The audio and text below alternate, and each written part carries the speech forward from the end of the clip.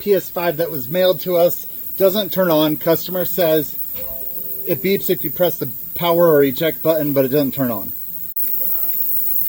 I get no beep. So I can tell you that someone has been in this before. Warranty sticker was pulled off and all the screws were marked with a black Sharpie.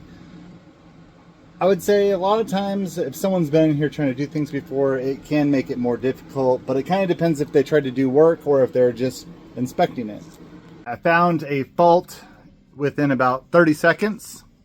Over here, this capacitor is got a dead short. Oh boy, you found the problem in 30 seconds. How much are you gonna charge? Full price. This is how we make money. Experience lets me find it in 30 seconds. Well, I've had a revelation.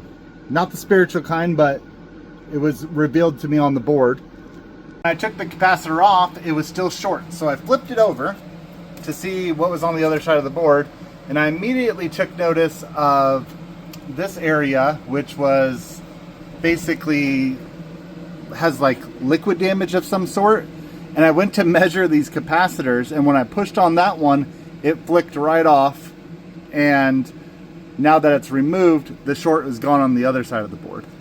So the bad guy wasn't the short cap that I originally found, but it was the one that just broke right off as soon as I touched it. I had another component break off. I was trying to clean some of the corrosion off with a steel wool brush, and another component just broke right off. And yeah, it reminded me, do you ever watch Joey Does Tech?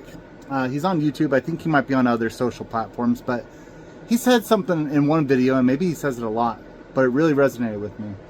And it's like when he is cleaning, he's like, I hope if a bad component breaks off, or like if it breaks off, that's a good thing, because that means that that component wasn't on there good and could have been a fail point, something to that effect. And so I adopted that mentality.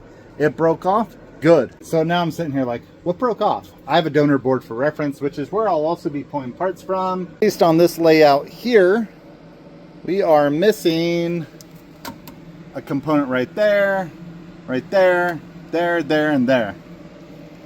My moment of truth. I've eliminated the shorts. I replaced the missing and broken capacitors. Let's hit the power button. Ha! I got a light. That's good news. Do I have something on the display? Am I on the correct channel? I am. Well, the light hasn't turned white yet. Yes!